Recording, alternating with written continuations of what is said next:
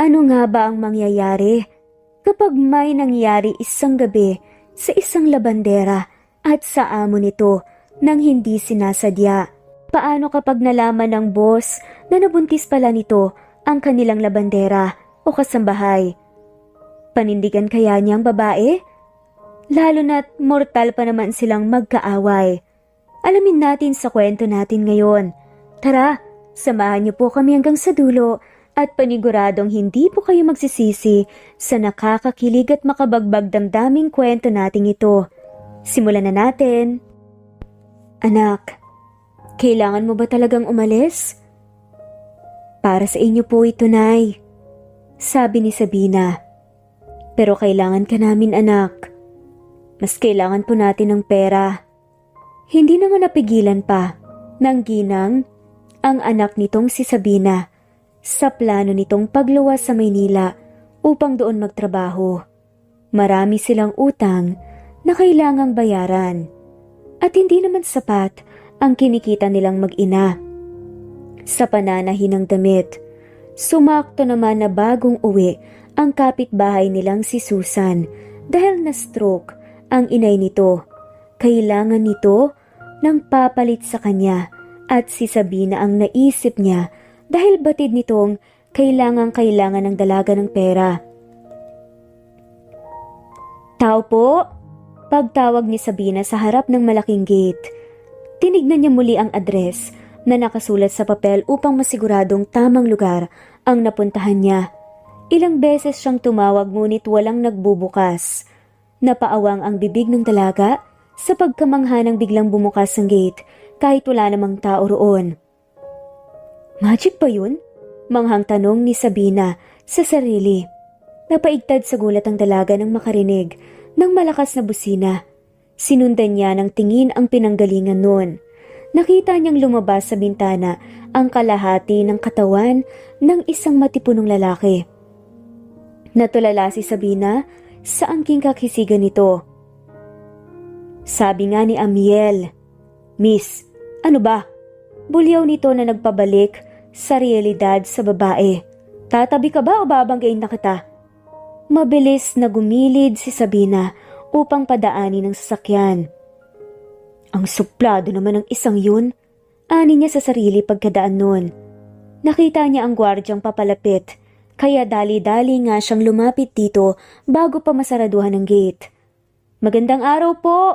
Ako po si Sabina, yung kasambahay na pinadala ni Aling Susan." Pinakita niya ang ID. Sabi nga ng guard, "Tuloy po kayo." Pinaubaya nito kay Sabina ang daan. Manghang-mangha ang dalaga sa laki ng lugar. Bawat sulok ng mansyon ay sumisigaw ang kayamanan.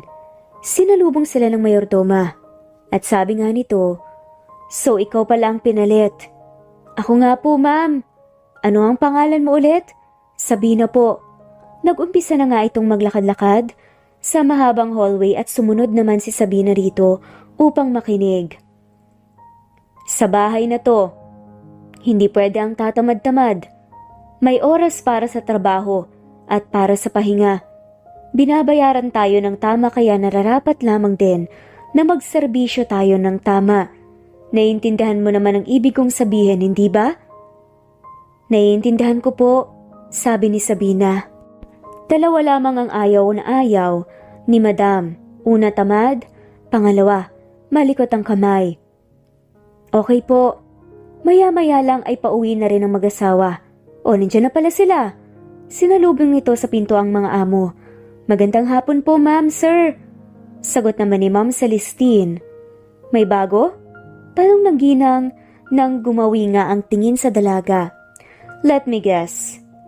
You're probably Sabina, am I right?" "Ako nga po, ma'am." "Celestine." "Hi po, Ma'am Celestine." "Ano ka ba naman? Hindi mo pa alam ang pangalan ng amo natin?" Disappointed na pabulong na sermon ng mayordoma. "Pasensya na po." Sagot naman ng kanilang amo. "Hayaan mo na, Cynthia." At ngumiti na ang ginang. "Welcome sa bahay namin, iha." Ani nito sa dalaga bago nagpatuloy sa loob kasama ang asawa. Maiksi lamang ang sinabi ng ginang ngunit tumagos yon sa puso ng dalaga. Bahay natin. Kay sarap pakinggan. Dinala ng mayordoma si Sabina sa maid's quarter upang ituro rito ang magiging tulugan niya at nang maipakilala na nga rin siya sa kanilang mga kasama. Naging magaan ang dibdib ng mga unang sandali niya sa bahay dahil bukod sa mababait at welcoming ang kanyang mga amo, mababait din ang kanyang mga katrabaho. Hindi na nga siya magtataka kung bakit tumagal ng ganoon katagal ang kanilang kapitbahay sa paninilbihan sa pamilyang to. Pagsapit ng gabi, ay tumulong si Sabina sa paghahanda ng hapunan. Naipaliwanag na nga rin sa kanya ni Miss Cynthia ang mga patakaran at ang kanyang magiging trabaho. Suot ang unipormeng pangkasambahay ay may ngiting dinala si Sabina, ang juice. Sa hapagkainan, "Juice po, ma'am, sir." Naglaho ang kanyang matamis na ngiti nang makita ang binatang nanigaw sa kanya. Sa gate kanina kaya naman nagulat siya.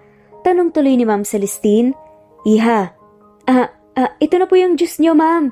Sinalina nito ang ginang pagkatapos ay sinunod ang kanyang sir. "Salamat." Sagot naman ni Sir Arnold. Mumiti lamang siya sa sir niya bago lumapit sa lalaking nanigaw sa kanya kanina. Ramdam pa rin niya ang takot na nangyari kanina kaya nanginig ang kanyang kamay at hindi sinasadyang natapon ng juice. "Ano ba?" Iritableng napatayo ang binata matapos mabuhusan. "Naku, pasensya na po, sir." Taranta nitong pinunasan ng damit ng Ginoo. "Hindi ka kasi nag-iingat." "Amiel, hindi ka dapat ganyan makipag-usap sa babae." Pangaral nga ng haligi ng tahanan. Hindi ito sumagot pero kita sa mata ang galit. Walang imik itong nagmarcha paalis sa hapag. Tinawag pa nga siya ng ama, ngunit hindi na ngayon lumingon pa. "Ang batang yun talaga." "Pasensya na po, sir." Sabi na nga lamang ni Sabina. "Hindi mo ginusto ang nangyari, iha. Hayaan mo yun." Pinunasan nga nito ang basa at dumiretso na nga sa kusina. Buong akala ni Sabina ay magiging madali ang pananatili niya roon. Ngunit hindi pala dahil sa binatang nagngangalang Amiel. Sabi nga ng isang kasambahay na si Chichi, "Ayos ka lang ba? Narinig ko kanina na nasigawan ka ni Sir Amiel sa hapag. Pagpasensyahan mo na yun. Ganun lang talaga siya suplado. Arogante ka mo. Pasalamat siya, kailangan ko ng trabaho." Mukmok ni Sabina. "Mukhang hindi lang yung insidente kanina ang pinagmumulan ng galit mo ah. May nangyari pa bang iba?" Tanong nga ni Chichi. "Oo, sa gate kanina. Sinigaw-sigawan niya kaya ako roon. Kadarating ko lang at mas lalong hindi ko siya kilala. Tapos, sisigaw-sigawan niya ako na parang siya ang umiri sa akin. Sinong hindi maiinis, diba?" Pinagkrus niya ang mga braso. Hindi nga ako makapaniwalang anak siya nila Ma'am Celestine at Sir Arnold.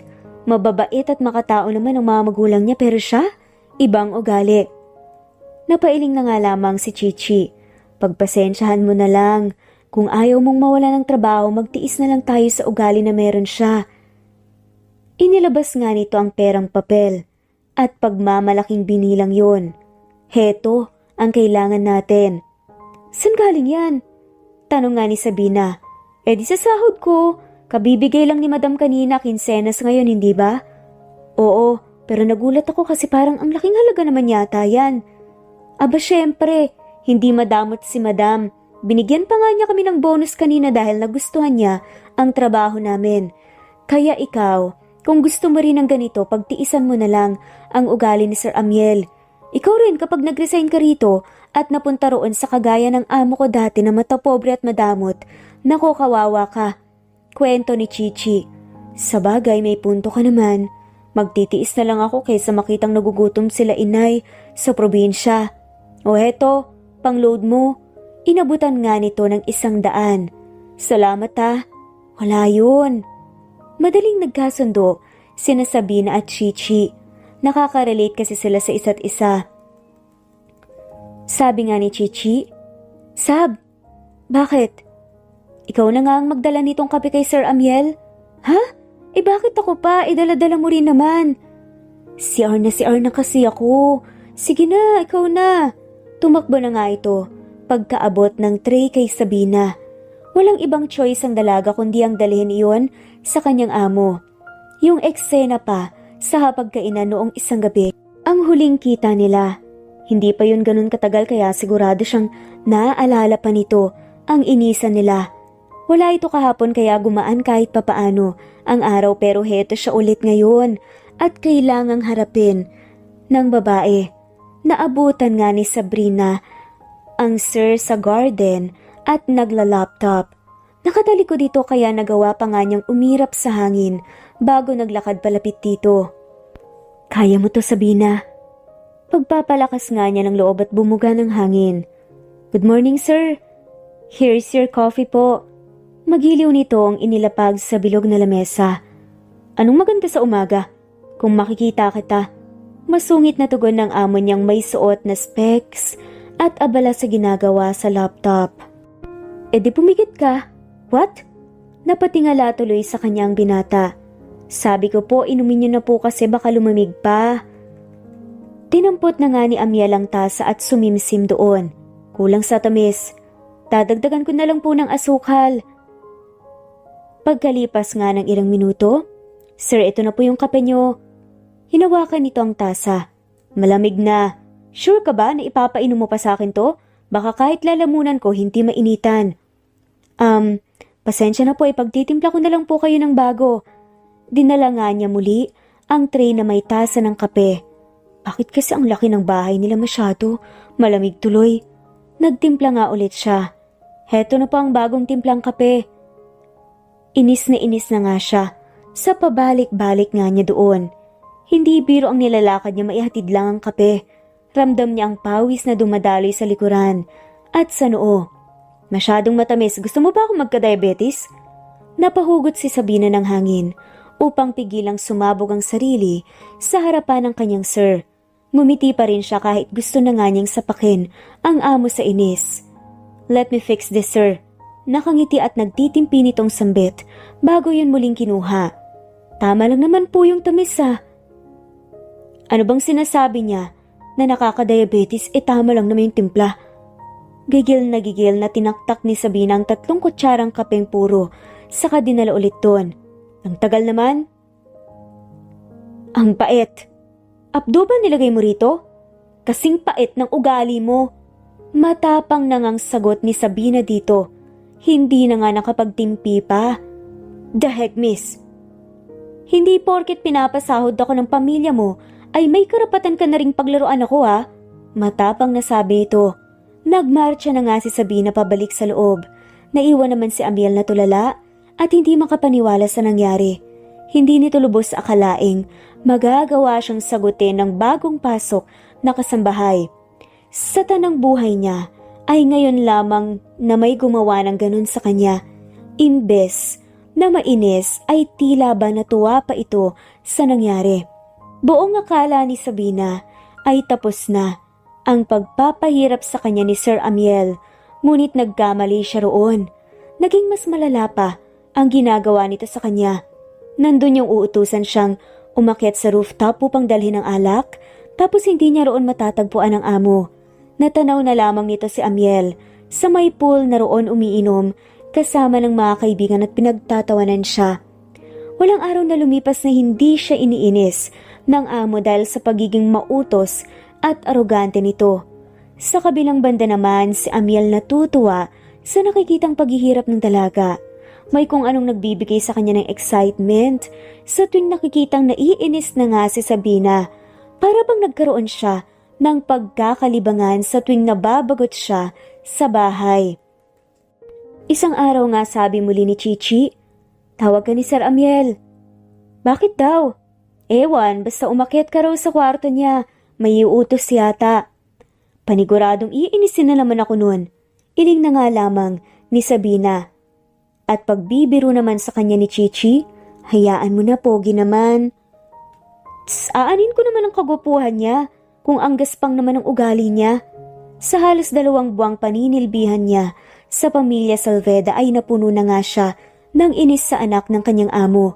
Kung hindi lang talaga niya kailangan ng pera para sa maintenance ng kanyang kapatid ay hindi siya magtsatsaga. Hello sir, May paglilingkod po ba ako? Sa tagal ng pagtitiis niya, sa mga kalokohan nito, ay na-master na nga rin niya ang pakikipagplastikan dito. Come in. Ani nga ng lalaki na nakatayo sa balcony, patalikod sa kanya. Linisin mo ang kwarto ko. Utos nga nito. Okay po sir, ano pang tinutunganga mo dyan? Maglinis ka na. Opo sir, ito na po.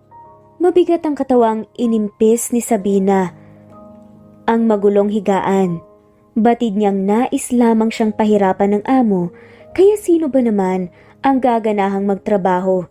Nanigas siya sa kinatatayuan nang may maapakang kung anong malambot. Dinampot niya yun. Nang mapagtanto nga kung ano yun, bastos? Sigaw ng dalaga bago tumakbo palabas. Tawa lang naman ang tawa ang binata dahil tagumpay siya sa planong pang-iinis sa dalaga. Sa kabilang banda naman ay diring-diri si Sabina. Yun ang unang beses na nakakita nga siya ng ganun sa personal tapos may laman pa. Anyari sa'yo? Stress ka ata? Tanong nga sa kanya ng isa sa mga kasambahay pagkat labas nga niya ng kwarto ng kanyang sir.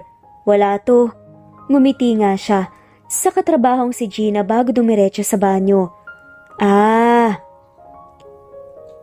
Kahit kailan talaga, inis ng lalaking yun, sabi ni Sabina. Isang araw, ano nay, natanggap niyo na po ba yung perang pinadala ko? Oo anak, salamat ha, nabayaran ko na rin ang utang natin sa tindahan. Mamaya bababa ako sa bayan para mamili ng pang-isang linggo natin. Mabuti naman kung ganun nay. Yung kapatid ko po pala, kamusta? Heto, nakikipaglaro sa mga pinsan niya.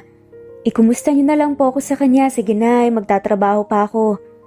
Pagkababa ng tawag, itinali ni Sabina ang buhok.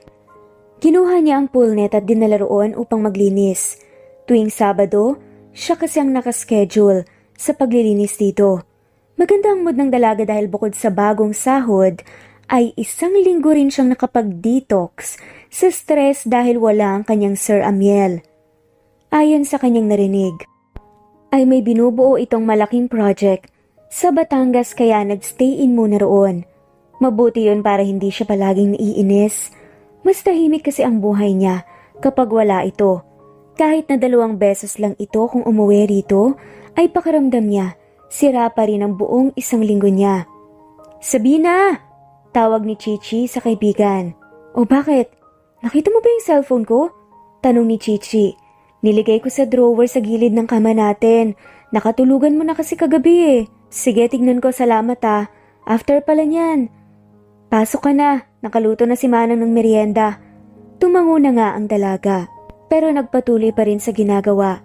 Pilit na inaabot ni Sabina ang dumi sa bandang gitna ng pool at sa dulo lamang ng hawakan ng kanyang hawak ay aksidente niyang nabitawan yun. Lumuhod si Sabina sa labi ng pool upang abutin ang net, ngunit hindi sapat ang haba ng kanyang braso. Sa pagsusumikap na makuha yun, nawalan siya ng balanse at kaagad na nahulog sa tubig. Nagsisigaw nga siya ng tulong ngunit walang tao sa paligid upang siya'y saklolohan. Hindi siya marunong lumangoy. Kahit anong gawin niya, ay hindi niya mapalutang ang sarili. Buong akala niya katapusan na niya. Ngunit may kung sinong tumalon sa tubig at sinalba siya mula sa pagkalunod. Inihiga nito ang dalaga sa Bermuda at pilit na ginigising ngunit hindi na ito nagre-respond. Napamura si Amiel sa isipan. Habang pinagmamasta ng dalagang walang malay, binigyan niya ng CPR ang dalaga hanggang sa magkamalay ito at isuka ang tubig na nainom. Nang magmulagat nga, si Sabina ay nakita niya ang nag-aalalang muka ng kanyang sir. Napaiyak siya sa sobrang takot sa nangyari at walang ano-anong niyakap ang binata. Akala ko mamamatay na ako. Naiiyak na sabi nito.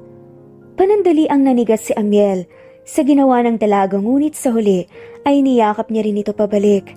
Dinig na dinig niya ang mga iyak ni Sabina at ramdam na ramdam din niya ang malakas na kabog ng dibdib nito buhat sa nangyaring aksidente kanina. You're fine now.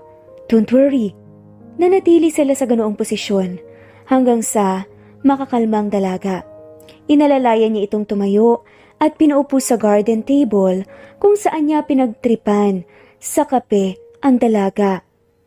Hindi niya mabatid kung bakit sa unang pagkakataon nakaramdam siya ng awa at pag-aalala sa dalaga. Dati-rati naman ay natutuwa siya kapag nakikitang nahihirapan ito. Sir Amiel, nakauwi ka na? Teka, basang-basa po kayo? Bungad nga ni Chichi nang makita sila. Pahingi ng isang basong tubig at tuwalya, Chichi. Ito na po, sir. Walang imik na tinanggap yun ni Amiel at bumalik sa may garden kung saan niya iniwan si Sabina. Here. Salamat. Tila nanlulumo na sabi ni Sabina. Napatigil si Sabina sa pag-inom nang tuyuin ni Amiel ang buhok niya gamit ang tuwalyang dala nito. Ano pong ginagawa mo? I'm drying your hair. Isn't it obvious? Pero po kasi, just drink your water and shut up. Hindi na nakaimik pa ang dalaga at hinayaan na nga lang ito sa nais nitong gawin. May kung anong comfort siyang naramdaman. Habang ginagawa yun ng sir niya, hindi siya sanay na mabait ito sa kanya. Mas gusto niyo pa rin yung nag-aaway sila. Pumasok ka na sa loob at magpalit ng damit, baka magkasakit ka. Masuyong sabi ni Amiel.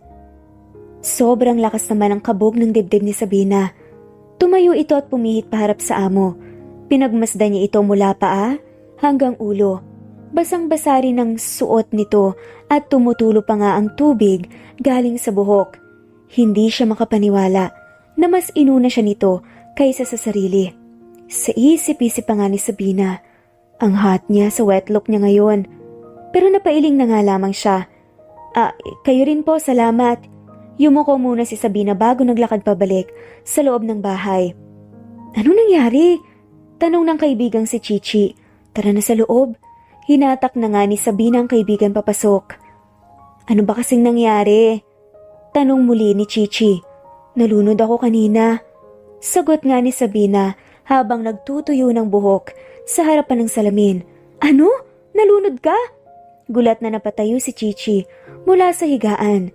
Paano nalunod? Naguguluhan nitong tanong at doon isinalaysay ng dalaga ang nangyari ng detalyado. Walang labis, walang kulang.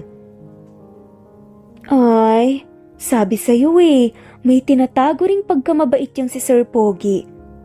Napailing lang naman si Sabina. Ginawa niya lang yun para hindi siya makonsensya na pinanood niya na malunod lang ako. Oh, akala ko ba sabi mo walang konsensyang isang yun? Hindi siya agad nakaimik sa sinabi ng kaibigan. Basta, naglagay nga siya ng lip tint. Sigurado naman ako na bukas makalawa, ang balik din kami sa dati. What if palagi kanyang pinagtitripan kasi may lihim pala siyang kagustuhan sa'yo? Maraming ganyan sa akin noon nung nag-aaral pa lang ako. Sabi nga ni Chichi, masama lang talaga ang ugali niya kaya siya ganun. Pero what if nga? Walang what if dahil hindi yun mangyayari. Para kaming tubig at mantika na malabong magkasundo. Mabuti pa, tara na sa baba nang makapagmerienda na. Naku, oo nga pala. Isang araw habang nag-grocery si Sabina. Hala, sorry po. Paghingi niya ng paumanhin sa lalaking nabangga niya ang cart. Nasa grocery siya ngayon dahil siya ang naka-assign sa pamamalengke. No worries. Ngumiti sa kanya ang lalaki bago ito lumiko sa kabilang aisle. Nagpatuloy si Sabina sa paghahanap ng mga kailangang bilhin na nasa listahan. Tissue? Sabi nga niya. Tumingkayad siya at sinubukang abutin, ngunit bigo siya. Isang kamay ang walang kahirap-hirap na umabot noon.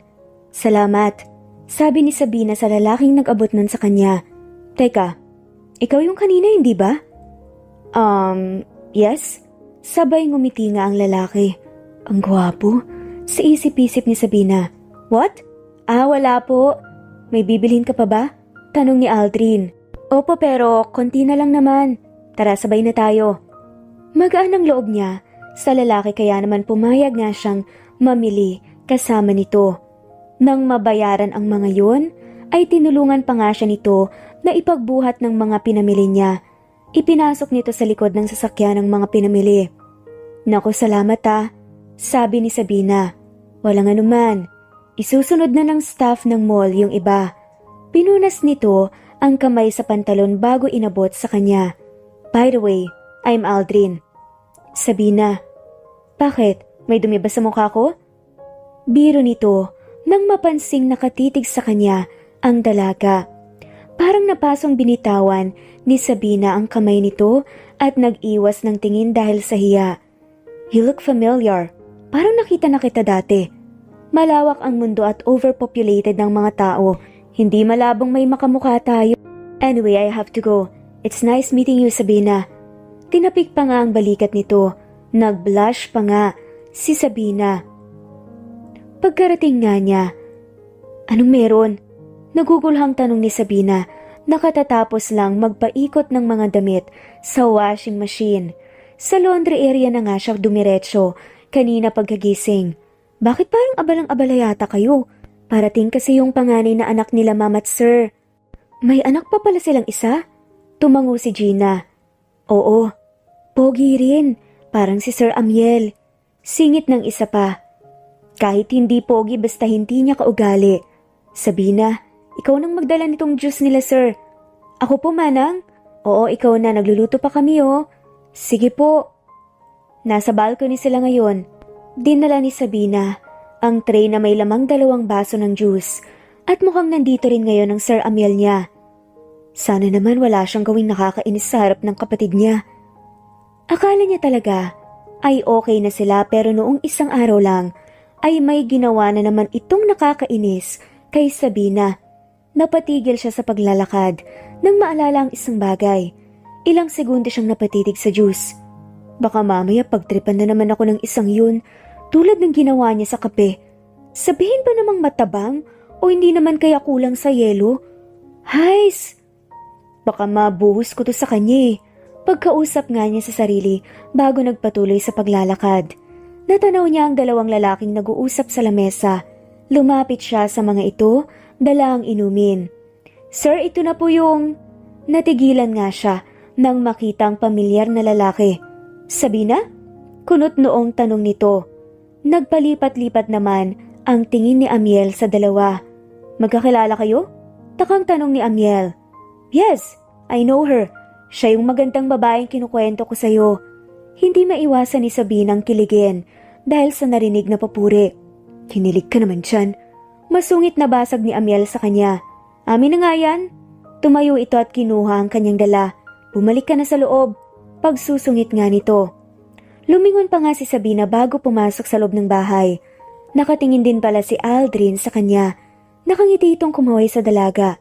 Ngumiti rin si Sabina at tumango bago nagpatuloy sa loob. Nang harapin ni Aldrin ang kapatid, ay nahuli nito ang malamig nitong tingin. What's with that look, little bro? Do you like her? Diretsahang tanong na kinagulat ng kapatid. Kasambahay natin siya, particularly labandera. Yun ang ginagawa niya dito dahil wala naman siyang ibang alam gawin, pati pagtitimpla ng kape at saka juice. Parang hindi niya alam. Kaya yun, ang parating nakatoka sa kanya, paglalaba, labandera natin siya, tandaan mo yan. Masungit na sabi nito. Napakunot noo tuloy si Aldrin. What? Anong sinasabi mo? Napatawa tuloy siya. Uminom sa kanyang glass. Akin siya. Biglang sabi ni Amiel, possessively, that made his brother stop from drinking. Teka, tama ba yung narinig ko? Pagkatapos mo siyang lait-laitin at sabihing labandera lang siya, sasabihin mo sa akin, sa'yo siya. Narinig mo naman ang sinabi ko, di ba? Wow, easy ka lang, dude. Tinignan nito ang kapatid na tila wala na sa mood. So you like her. Or kasambahay/labandera. Ha? Wala naman akong sinabing gusto ko siya. Sabi nga ni Amiel. But you claimed her, dude. Possessively. Ang sabi mo, akin siya. Ginaya pa nga ang kapatid na si Amiel. Ang gusto ko lang, paglaruan siya. Ako lang ang pwedeng magpahirap sa kanya, kuya. Pagbabanta ni Amiel. Saan? Sa kama? Biro pa nga ni Aldrin. She's not that kind of girl. Sabi naman ni Amiel. Napatango si Aldrin. I know. Kaya nga sa oras na malaman ko na sinaktan mo ang damdamin niya, Inilapit nito ang muka sa kapatid. Pakakasalan ko siya. Mauna muna ang burol mo bago ang kasal. Nagtawanan silang dalawa. Pagkatapos, sanay na nga silang dalawa sa ganoong biruan nila.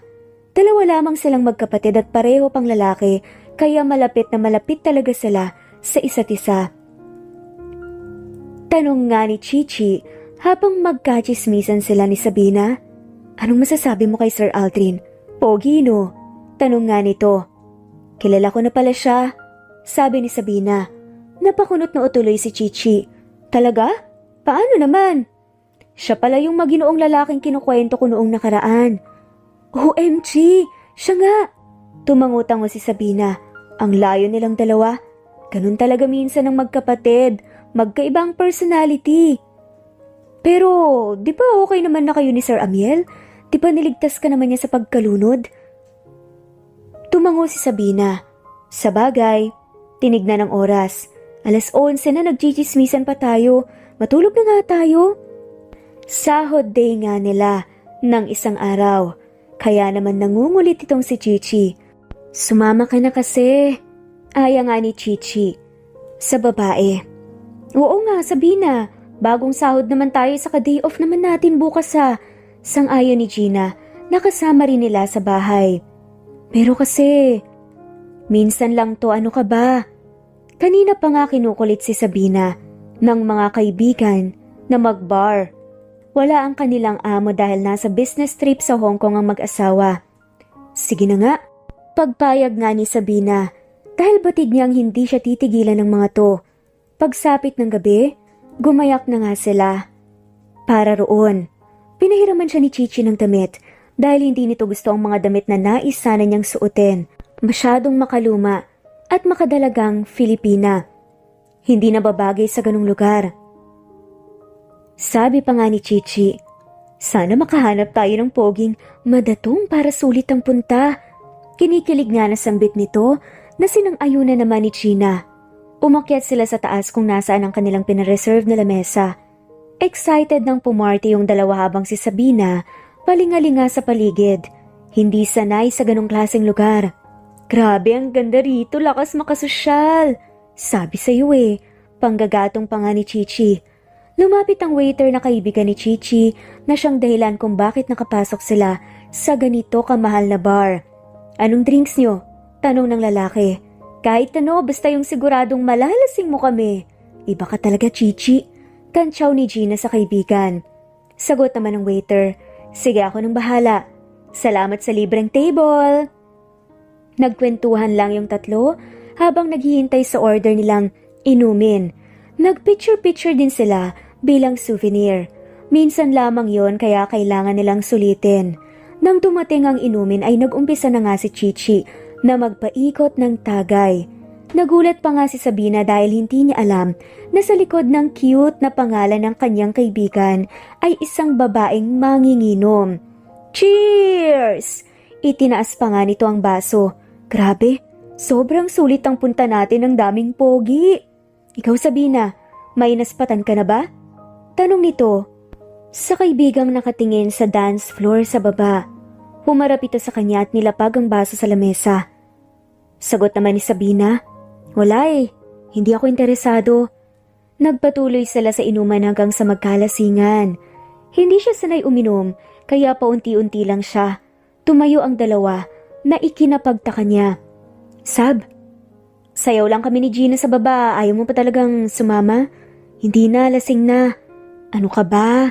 Hindi pa, sama ka? Kayo na lang muna. Tugon ni Sabina. Uminom na nga lamang si Sabina at namulutan. Masyadong masarap ang pagkakaluto sa inihaw na manok para ito'y kanyang hindian. Nang makaramdam ng pagkaihi ay tumayo na nga siya upang magpunta sa restroom. Bumaba siya at nagpalingalinga sa paligid. Excuse me? Saan ang restroom? Tanong niya sa nakasalubong.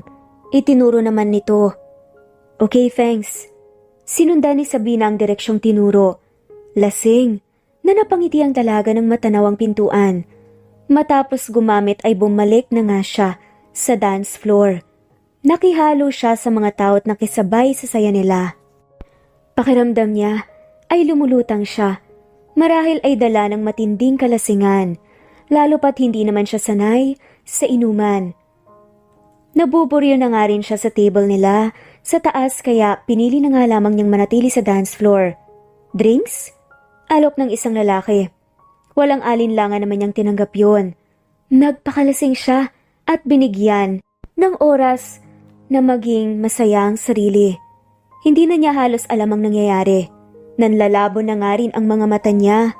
Nang magising kinaumagahan ay natagpuan niya ang sariling nakahiga sa kama. Katabi ang isang lalaki. Napasabunot na nga lamang siya sa sarili niyang mga buhok. Sabina, ano ba tong katanghang ginawa mo? Pagkausap niya sa sarili, naupo siya sa kama at sinubukang alalahanin ang nangyari. Ngunit masyado yung malabo. Hindi niya halos maalala ang mga nangyari kagabi dahil sa labis na kalasingan. Ngunit, isa lamang ang alam niya. Ginusto niya ang nangyari. Pumihit paharap sa kanya ang lalaki na nakasiping niya kagabi at ganoon na lamang ang gulat ni Sabina nang makilala ito. Sir Amiel? Bulalas niya sa isipan. Sobrang lakas ng kabog ng dibdib niya habang pinagmamasdan ng binata. Mahimbing ang tulog nito at napakapayapa ng mukha. Ito ang unang beses na napagmasdan niya ito. Mukhang tama nga ang sinasabi nila, Chichi at China, na gwapo ang kanilang amo. Pero teka, bakit ko ba naiisip to? Huwag mong sabihin may epekto yung nangyari sa amin kagabi kaya mukhang gwapo na para sa akin ang unggoy na to. Sa isip-isip nga ni Sabina. Paano na yan? Paano kapag nalaman niya na naka one night stand niya yung kasambahay/labandera nila? Ano ba tong ginawa mo, Sabina? Pagmumukmuk nga niya. Alam naman niya yon, ngunit hindi lamang niya maamin sa sarili na pogi talaga ang amo niya dahil madalas iniinis siya nito. Nag-init ang mukha niya nang makita ang mga labi nito at maalala kung ano ang sinamba kagabi. Sinamantala ni Sabina na natutulog ito upang makaalis kaagad sa kondo ng amo dahil na rin sa hiya. Kinaumagahan nga, sa mansyon. Hoy, san ka ba galing? Bakit ngayon ka lang? Tanong ni Chichi, salubong sa kanya ng kaibigan pagka-uwi. Sagot naman ni Sabina, Ha? Tumambay lang ako sa convenience store para magtanggal ng hangover kaso nakatulog ako eh. Kagigising ko lang kaya sige, akit na muna ako para makapagpalit. Grabe ka talaga sa amin. Hoy, umamin ka na. Nakapag one night stand ka no? Pakiramdam naman ni Sabina na hulog ang puso niya dahil sa sinabi ni Chichi. Ha? Naku hindi Tumawa siyang pilit. Kayo talaga? Bihis na muna ako. Pagkasara ng pinto ng banyo, napasandal siya roon at napabuntong hininga. Diyos ko Sabina, ano ba tong ginawa mo? Sa dinami-dami ba naman ng lalaki, bakit si Sir Amiel pa? Sermon niya sa sarili, sa harapan ng salamin. Pero nang makita nga niya ang kabuuan ng sarili, naalala na naman niya ang nangyari kagabi, kung paano naging masuyo ang pag-iisa ng katawan nila ng kanyang amo. Napailing na nga lamang siya. Naligo siya at pagkatapos ay natulog dahil wala naman siyang trabaho para sa araw na yon. Pagod at masakit ang kanyang katawan, lalo na ang pagitan ng kanyang hita. Kanina pa niya yun tinitiis. Wag lang mahalata ng iba na nahihirapan siyang lumakad. Hindi niya nga alam kung paano niya yun nakaya. Samantala nagising si Sabina nang masakit ang ulo isang araw. Naramdaman niya rin ang palad na nakapatong sa noo niya. Nagmulat siya at bumungad sa kanya ang nag-aalalang mukha ng kaibigan. Sabina, nilalagnat ka. Hindi nakaimik si Sabina. Hindi makapaniwala, nalalagnatin siya sa nangyari kagabi. Ganun ba siya kalaki? Sabi pa nga nito sa sarili. Hoy, may masakit ba sa'yo? Takang tanong ni Chichi. Gusto niya sanang sabihin na masakit ang pagitan ng kanyang hita. Ngunit hindi naman yun maaari. Walang kahit sino ang pwedeng makaalamang tungkol doon. Lalo pat si Amiel Salvedo lang naman na kanilang amo ang kanyang nakatalik. Sab, tanong muli ni Chichi. Ha? Yung ulo ko lang ang masakit. Nasobrahan yata ako sa alak. O eto na, palangganang may bimpo at tubig. Pumasok na si Gina. Sayang te, nilagnat ka. Magsiswimming pa naman sana tayo, may ihaw-ihaw at painom din kasi mamayang gabi. Kayo na lang. Nanghihina na sagot ni Sabina. Sayang kasi pumayag pa naman si Madam na mag-inuman dito at kahit tanghaliin daw ng gising bukas. Para naman daw may happy-happy. Pero sa bagay, may next time pa naman. Pinunasan siya ng kaibigan pagkatapos ay ipinatong nito ang bimpo sa noo niya. Magpahinga ka na lang muna dyan, day off naman natin. Dalhan ka na lang namin ng pagkain kapag nakaluto na. Sige, salamat. Pagkalabas ng kaibigan ay napatitig na lamang si Sabina sa deck sa taas niya. Sinusubukan niyang alalahanin ang nangyari, ngunit sumasakit lamang ang ulo niya. Sa huli ay natulog na nga lamang siya upang makapagpahinga.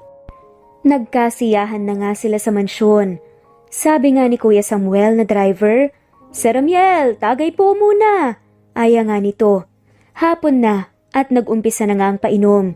Lumapit si Amiel, nakadarating lang at nakitagay. Iginala nito ang mata sa paligid. Tila ba may hinahanap? Napansin naman kaagad yun ni Chichi. May hinahanap ka po ba, sir? Oo. Asan nga pala si Sabina?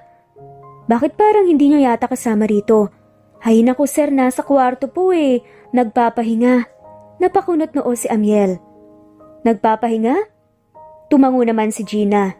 Nilalagnat po kasi sir. Singit naman niya. Sir, tawag nito nang biglang lumalim ang iniisip ni Amiel. Hindi siya sinagot nito at pumanhik na lang sa loob upang i-check ang dalaga. Narinig ni Sabina ang pagbukas ng pinto.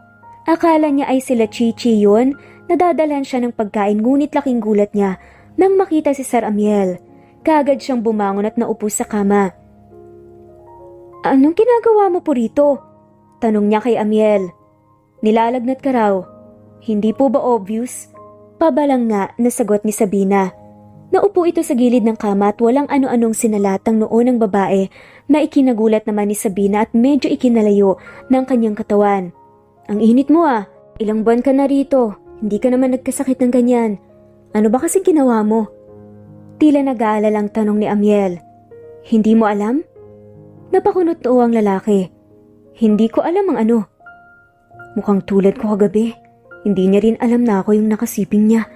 Lasing kami pareho at masyadong madilim kagabi nang mangyari yon. Pareho kaming wala sa sarili. Kung hindi ko pa nga siya nakita kaninang umaga, ay hindi ko siya makikilala.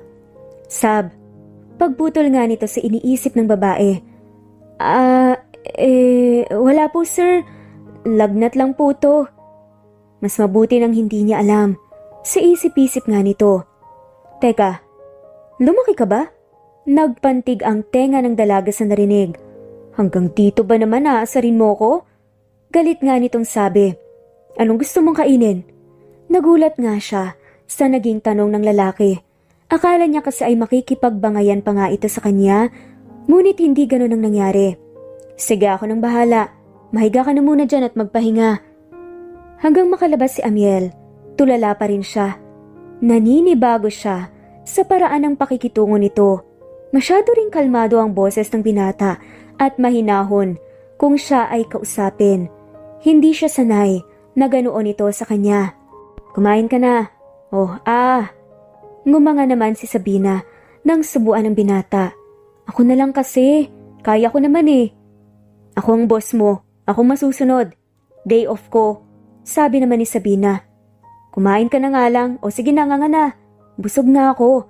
Anong busog? Ni hindi mo pa nga nakakalahati yung sopas. Ubusin mo to. Pinanood lang ni Sabina si Amiel sa paghalo ng sopas na nasa bowl. Masarap yon ngunit hindi lang talaga maganda ang kanyang panlasa. Matapos kumain ay pinainom naman siya nito ng gamot. Alagang-alaga siya na parang siya ang amo sa kanilang dalawa. Tanong naman ni Sabina bigla, bakit mo ba ginagawa to? Tanong niya tapos siyang kumuta ng binata. Nag-iwas naman ng tingin sa Amiel at hindi kaagad nakasagot. Nakita niya rin na napalunok ito bago binasa ang labi. Pero biglang sabi ni Amiel, kasi gusto kita. Medyo nahihiya pa nga nitong sabi. Ano? Tanong bigla ni Sabina. Gusto pa kitang pahirapan, kaya hindi ka pwedeng magkasakit. Mabilis itong tumayo, kaya magpagaling ka na Sabina dahil hindi pa ako tapos sa pagpapahirap sa'yo. Nakakaboring kaya nang walang kabangayan. Nagkasakit ka pa kasi, hindi tuloy kita mapagtripan. Ako pa talagang sinisi mo, kasalanan mo to kasi ang laki mo. Biglang sabi ni Sabina at mukhang hindi napigilan ng sarili. Napamulat tuloy ng mata si Amiel. What? Para siyang nabuhusan ng tubig nang mapagtanto nga ni Sabina ang sinabi. Ha? May sinabi ba ako? Wala. Sige na nga, lumabas ka na. Salamat sa sopas. Magpagaling ka ah. Mahinahong sambit ng binata pero may diin. At hinaplos pa nga nito ang mukha ni Sabina. Wala sa sariling hinawakan ni Sabina ang parte ng mukhang hinaplos nito nang magsara ang pinto. Nag-aalala ba siya sa akin? Hindi makapaniwalang tanong nito sa sarili habang nakatulala sa kawalan. Sinampal naman niya kaagad ang sarili nang maalala ang isang bagay. Ano ba, Sabina? Si Sir Amiel nag-aalala sa'yo? Asa ka? Walang ganun. Gusto ka lang niyang pahirapan ulit kaya gusto ka niyang gumaling agad para mayroon na siyang pagtitripan at susungitan. Sumimangot nga siya nang maalala ang nangyari kanina. Hays, makatulog na nga lang. Isang araw nga. Ano? Buntis ka? Gulat na tanong ni Chichi nang makita siyang nagsusuka sa lababo. Kinabahan siya sa narinig. Ngunit mas pinili nga na iwaksi ni Sabina ang negatibong tumatakbo sa isipan. Ha?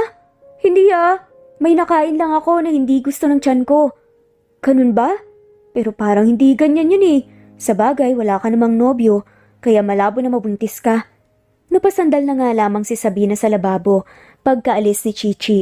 Unti-unti siyang nilamon ng takot dahil batid niyang may posibilidad nga na tama ang sinasabi ni Chichi lalo pa at may nangyari sa kanila ni Sir Amiel na wala namang kahit na anong proteksyon.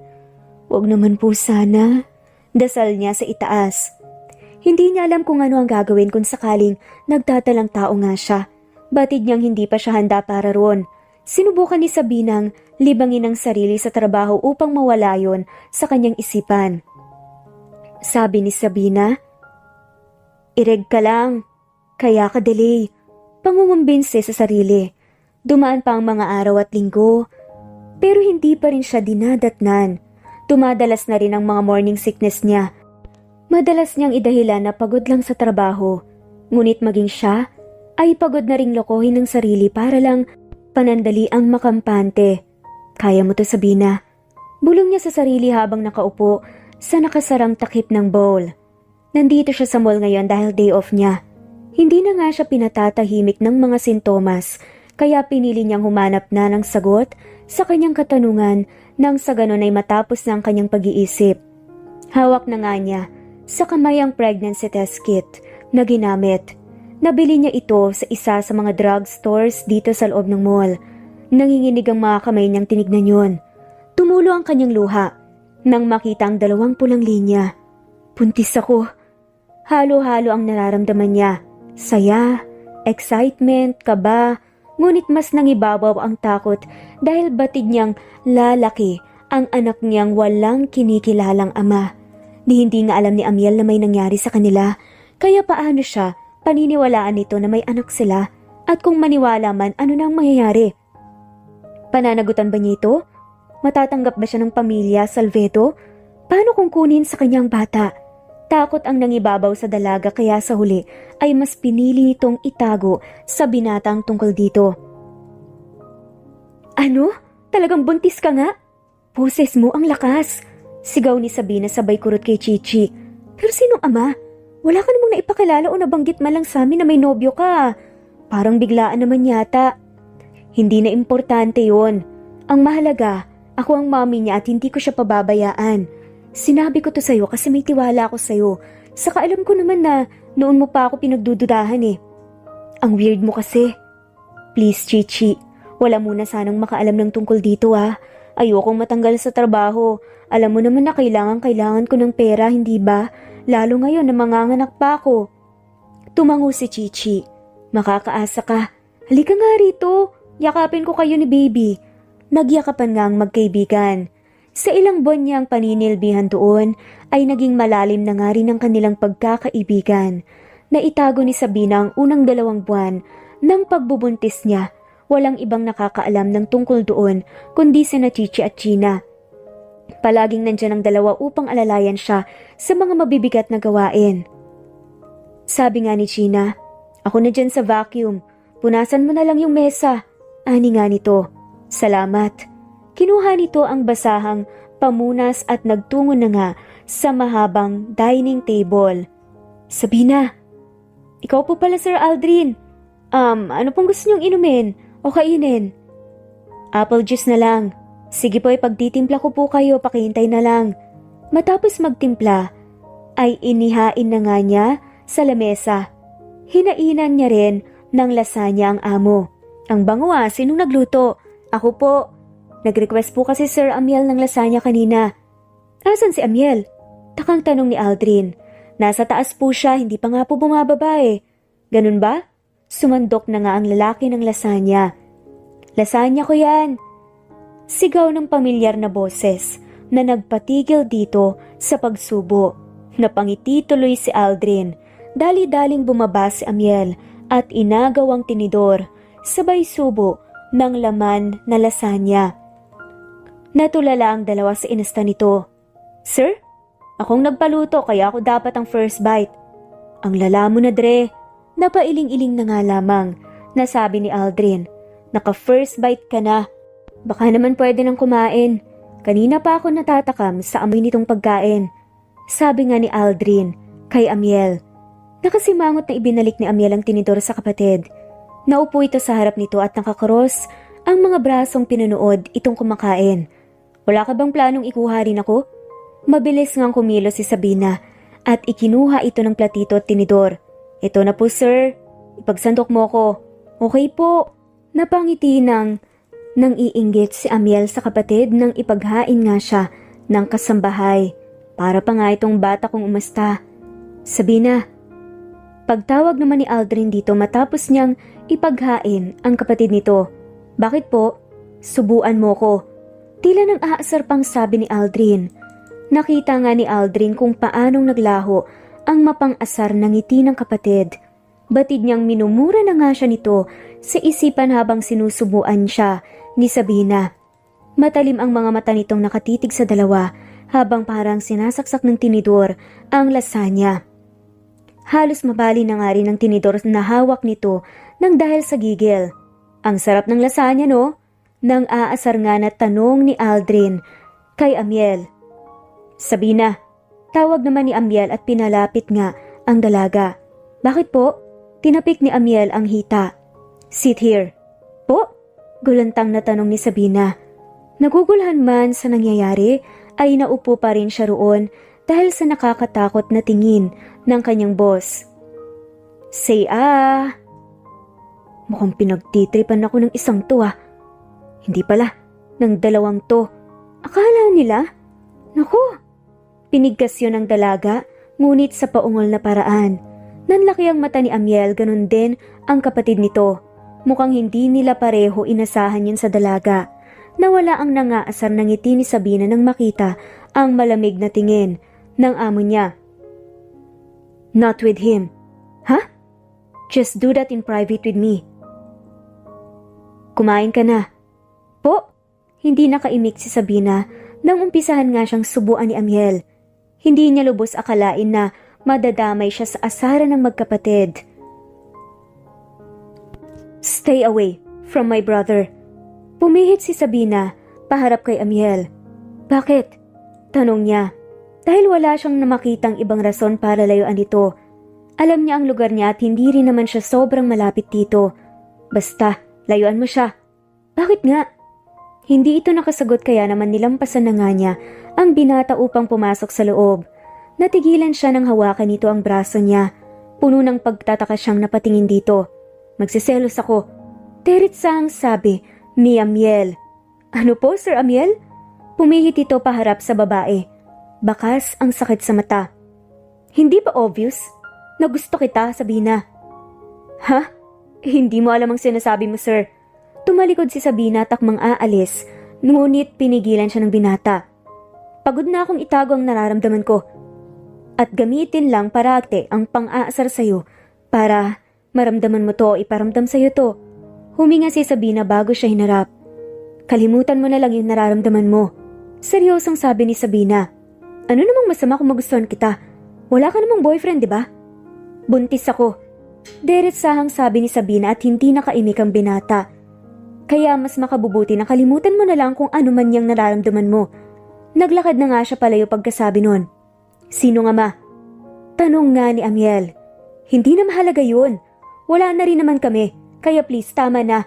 May anak na ako kaya ibaling mo na lang sa iba yung nararamdaman mo. O baka naman nabibigla ka lang. Nadadala ka lang. Dahil parati mo akong inaasar. Okay lang. Sabi nga ng lalaki. Napatigil nga si Sabina sa pagakbang dahil sa sinabi ni Amiel. Dagdag pa nga ng lalaki. Kaya ko kayong mahalin pareho. Napapikit siya ng mariin. Gusto niyang sabihin na siya ang ama ng batang dinadala niya, ngunit natatakot siya sa mga mangyayari. Hindi pa rin siya sigurado kung totoo ba ang nararamdaman nito para sa kanya kaya bakit siya susugal. Paniguradong playtime lang sa'yo yun. Paalala nga nito sa sarili bago tuluyang iniwan nga si Amiel. Ayaw niyang umasa sa pag-ibig na alok nito. Natatakot nga ang babaeng mabigo. Buong akala ni Sabina ay tatantanan na nga siya ng amo dahil doon, ngunit hindi ganun ang nangyari. Mas dumalas pa nga ang pag-uwi nito. Hindi kagaya noon na halos bumibisita na nga lamang o hindi kaya ay nagpapalipas lang ng gabi dahil may sarili naman itong kondo. Alam na rin ng kanyang amo ang tungkol sa pagbubuntis niya. Akala nga niya ay palalayasin siya, ngunit hindi yun ang nangyari. Pinayagan pa rin siya ng mga to na manatili, ngunit wag nang magtrabaho.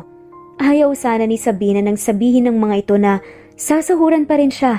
Doon lamang siya nakampante. Sabi nga ni Sabina, bakit niyo po ba ginagawa to? Bakit ang bait ninyo sa akin? Tanong nito sa ginang, nakasama niya sa kwarto. Nasa kama silang dalawa at tinutulungan siyang mamili ng damit na isusuot sa check-up niya. Binilhan kasi siya nito ng mga damit pambuntis. Mukha ngang mas excited pa ang mga to kaysa sa kanya. Ang alam nila ay nabuntis siya ng ibang lalaki. Kaya nagtataka siya kung bakit ganito siya ng mga ito kung tratuhin. Sabi nga ni Ma'am Celestine, mahal ka ng anak ko at mabuti kang tao. Nararamdaman namin yon. Sapat na rason na yon para maging mabuti kami sa'yo. Kahit po, isa akong disgrasyada? Tanong ni Sabina. Sagot naman ng mabait na si Ma'am Celestine, huwag mong sabihin yan, iha. Hindi dyan nakabase ang kahalagahan mo bilang isang babae. Ikaw ay isang matapang na babaeng nagdadala ng buhay. Dakila ka, yun ang isipin mo. Hinawakan nito ang kamay niya. Masaya sa'yo ang anak ko. Hindi mo lang alam pero ang daming nagbago sa kanya mula nang mahulog siya sa'yo.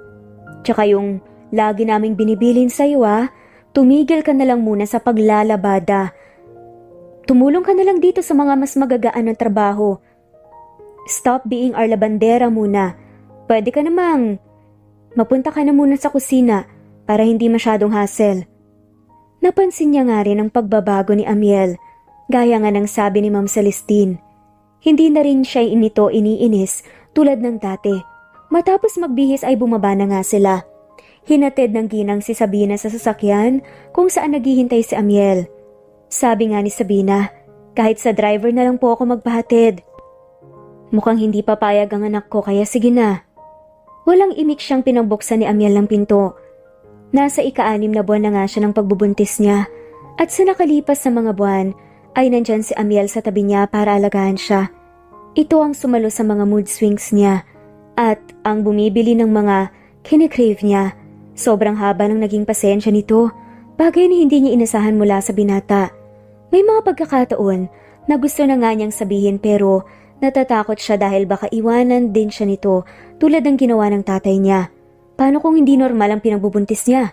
Iiwan din ba sila nito tulad ng ginawa ng ama niya nang isilang ang bunso niyang kapatid na may autism? Sabi nga ng doktora, excited ka na bang malaman ang gender ng baby? Tanong nga nito. Opo, Dok. Iginalaw ng doktor ang bagay na nakadikit sa tiyan niya upang makita ang bata. Oh, it's a girl! babae ang magiging anak nyo. Naluha naman si Sabina nang marinig yon. Nang lingunin niya si Amiel na nakatayo sa gilid niya, ay nahuli niya itong nakatitig sa monitor at bakas sa matang saya. Anak mo yan. Gusto niya yung sabihin kay Amiel ngunit pinangunahan siya ng takot. Matapos ang check-up ay dumiretso na nga sila ng department store upang mamili ng mga gamit ni baby. Halata sa lalaking kasama niya ang excitement habang naglalakad sila papasok sa tindahan ng gamit ng mga sanggol. Excuse me, miss, saan ang crib? Tanong nga ni Amiel sa isa sa mga staffs. Doon po, sir. Salamat. Hinawakan nga ni Amiel ang kamay ni Sabina at hinatak na papunta roon. What do you think about these two? Alin ang mas maganda sa kanila? Kahit ano, pareho namang maganda. Kaso pareho ring mahal. Sabi ni Sabina. Huwag mong alalahanin ng presyo, akong bahala. Kahit bilhin ko pa ang buong mall na to para sa inyo ng anak natin, gagawin ko. Anak natin? Nagtatakang tanong ni Sabina. Humakbang si Amiel at hinawakan ang kamay niya. Sinsero siya nitong tinignan. Sabi nga nito, noong minahal kita, kasama ko na ring minahal ang anak mo, Sabina. Salamat. Yun lang nasabi ni Sabina. Niyakap niya ang binata upang iparamdam dito ang bagay na hindi niya masabi. Hindi naman siya manhid. Para hindi mahulog sa pag-aalagang ginagawa nito. Si Amiel ang naging katuwang niya sa kanyang pagbubuntis. Lahat ng gustuhin niya ay binibigay nito kasama niya ito sa lahat ng check-ups sa doktor. May mga pagkakataon pa nga na nagli-leave ito sa trabaho para roon. Minahal silang mag-ina nito kahit na hindi nito alam na siya ang tatay ng batang dinadala ni Sabina. Sabi nga ni Chichi, ang ganda-ganda naman ang magiging room ni baby. Oo nga eh. Sang-ayon naman ni Sabina habang nakaupo sa kama at pinagmamastan ang kwarto na magiging kwarto nila ng anak na si Amiel mismo ang gumawa. Engineer nga. Komento naman ni Gina na nakatayo at pagala-gala ang tingin sa paligid. Grabe, ang bilis no? Parang kailan lang nung nalaman namin na buntis ka tapos ngayon, anytime soon, manganganak ka na. Oo nga eh, sana maging maayos at ligtas ang panganganak ko. Hinimas nga niya ang malaking tiyan. Ipagdarasal namin yan. Oh, nandyan na pala si Sir Amiel mo. Tumayo na nga ito. Gina, tara na, exit na tayo. Pagkalabas ang dalawa, ay si Amiel naman ang pumasok. Isinara nito ang pinto bago ito naupo sa tabi niya. Hinimas nito ang tiyan ni Sabina at kumurba ang matamis ng ngiti sa labi nito nang sumipa ang baby. She kicked. Manghang sabi nga ni Amiel. Hey, why are you crying? Masakit ba? Sige, hindi ko na hahaplusin para hindi na siya sumipa. No, hindi yon. Masaya lang ako, sabi ni Sabina. Bakit? Kasi naalagaan mo kami. Hindi ko ine-expect to. Mahal ko kasi kayo. Walang pag-aalinlangang sabi ni Amiel. Lumuhod dito sa sahig upang pumantay sa tiyan ni Sabina. Idinikit nito ang tenga roon. Para kang may pakwan sa tiyan. Nito habang pinakikinggan yon. Paano kung pakwan talagang laman yan? Pinagtitripan lang pala kita ganun. Tumunghay ang binata at umiti at tumawa ng bahagya. Di kakainin natin. Hinampas siya ni Sabina sa braso. Tss, ikaw talaga. Tapos totohanin natin. Sabi nga ni Sabina, nanigas siya sa kinauupuan dahil sa lapit ng distansya ng mga mukha nila. Amiel, what's wrong? Alalang tanong ni Amiel nang gumuhit ang sakit sa muka. Manganganak na yata ako, kinakabahang sabi ni Sabina. Binuhat na nga siya ni Amiel palabas. Samantala, naging matagumpay ang pagsisilang ni Sabina ng sanggol. Hindi madali pero nandyan si Amiel at ang mga doktor upang alalayan siya sa panganganak. Sabi na nga ng nurse, the baby is here. Nakangiting pumasok ang nurse na may tulak ng hospital crib na pinaglalagyan ni baby. Si Amiel ang unang bumuhat sa sanggol at nakita mismo ni Sabina kung paano ito naiyak sa tuwa nang makita ang baby at mahawakan. Sabi pa nga nito, she's so adorable. Tila ba ayaw nitong alisin ang tingin sa sanggol. Silang dalawa lang sa kwarto dahil lumabas sila Chichi upang bumili ng makakain. Inabot nito kay Sabina ang baby nang umiyak ito. Naupo si Amiel sa gilid ng kama at pinaglaruan ang tikom na kamay ng baby. Baby, kahit hindi ka sa akin, gusto kong malaman mong mamahalin kita ng buo na parang akin. Pero biglang sabi ni Sabina, "She's yours." Naguguluhan siyang tinignan ni Amiel. "Anak mo siya, Amiel." Tumulo ang luha niya pagkasabi nun. "Amiel? Amiel!" Pagtawag niya rito dahil nawalan ng malay ang lalaki. "Diyos ko, Amiel, gumising ka!" Samantala, makalipas nga ang ilang oras, mabuti naman nagising ka na. Naupo siya at naguguluhang tinignan si Sabina at ang batang karga nito na sinasabing anak niya raw. "Anak ko? Paanong?" "Sa car park ng bar nung gabi. We met there. Inuwi mo ko sa kondo tapos may nangyari sa atin. Hindi ko na halos maalala lahat. Basta ang tanda ko lang. Pumasok ako sa kotse ng kung sino. Lasing na ako noon at wala sa sarili.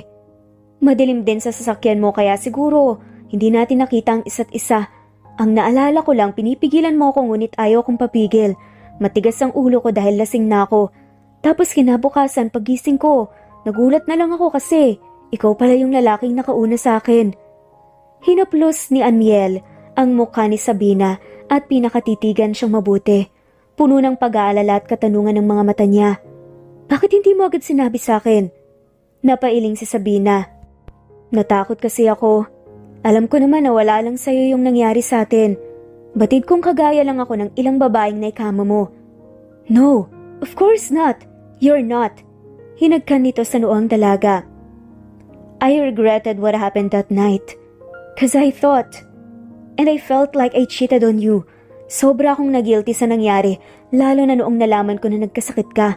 Pakiramdam ko ang sama-sama ko dahil nung kinagabihan noon, meron akong naka one night stand." Umiling si Sabina. "You don't need to feel guilty. Wala pa namang tayo noon at wala ka pang nararamdaman sa akin noon." Pero muling umiling si Amiel.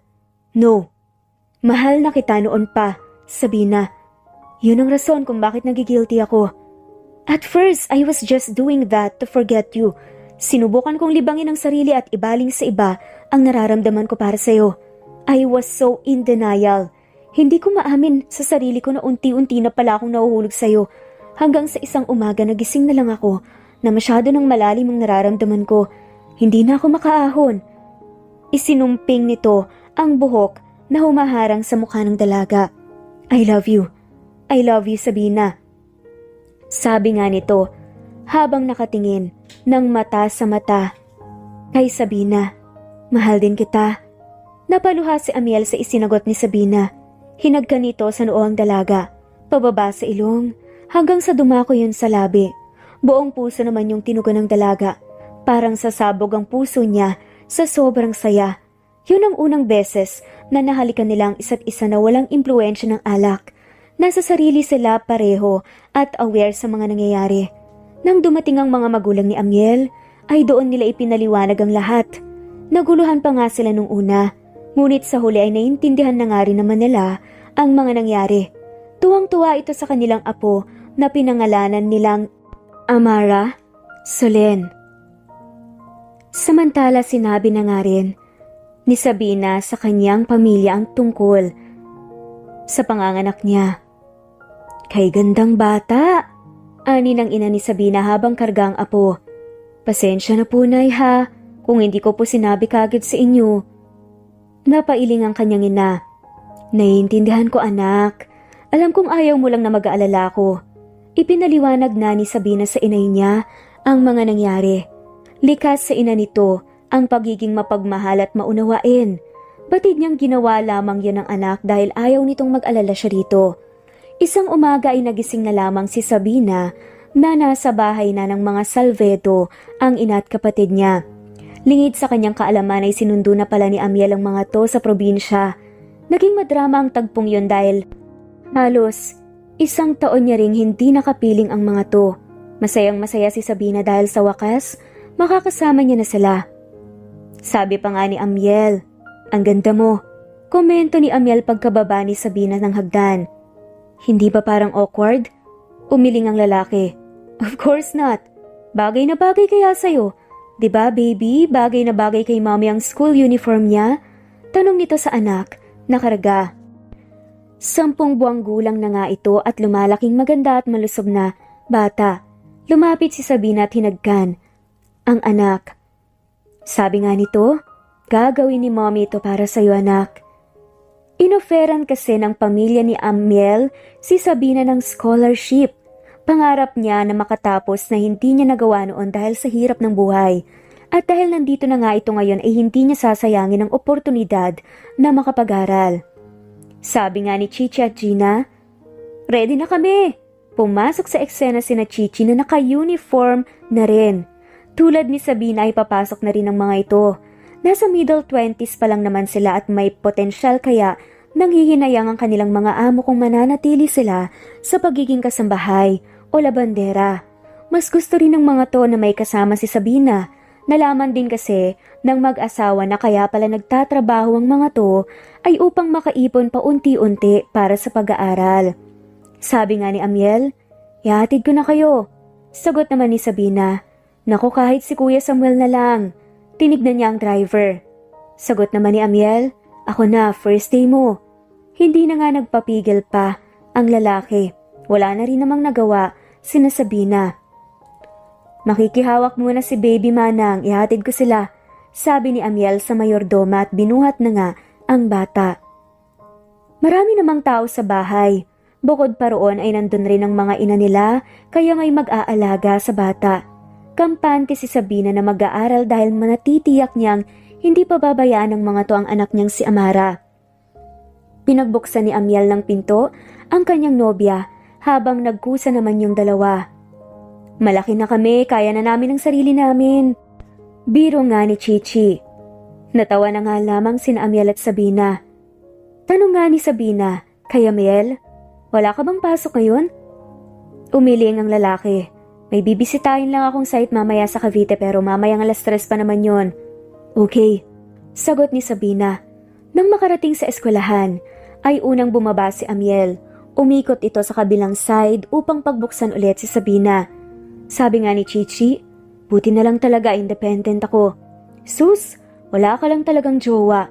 Basag ni Amiel. Ipamukha niyo pa sir. Nag-asaran pa nga sila. Napaiwas na nga lamang nang tingin sina Chichi at Gina nang biglang halikan ni Amiel si Sabina nang magpaalam na nga ito dahil papasok na nga sila. Tama na yan, sisi, tara na nga, malilate na tayo. Ang cheesy nakakainggit. Pagbibiro pa nga ni Chichi at hinatak na nga ang kaibigang si Sabina. Masayang naging unang araw ni Sabina sa eskwela. Hindi niya lubos akalain na pagkatapos ng ilang taong paghinto sa pag-aaral sa kolehiyo at pagkabigong abutin ng pangarap na makapagtapos ay babalik siya sa pag-aaral upang ituloy ang naudlot nilang pangarap na magina. Palaging nandyan si Amiel upang suportahan siya, hindi lamang sa pag-aalaga sa kanilang anak kundi pati na rin sa kanyang pag-aaral. Kapag nahihirapan siya sa kanilang asignatura, lalo na sa math ay si Amiel ang nagtuturo sa kanya.